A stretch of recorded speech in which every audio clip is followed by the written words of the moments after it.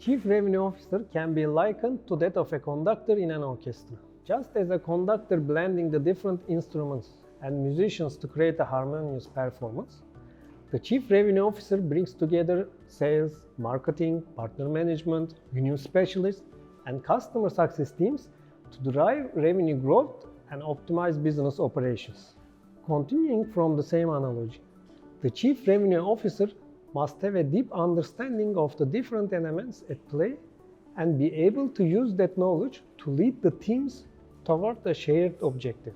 Moreover, as the conductor's use of his baton to control the tempo and dynamics of the performance, the Chief Revenue Officer leverages data and analytics to make informed decisions and ensure the long-term success of the company.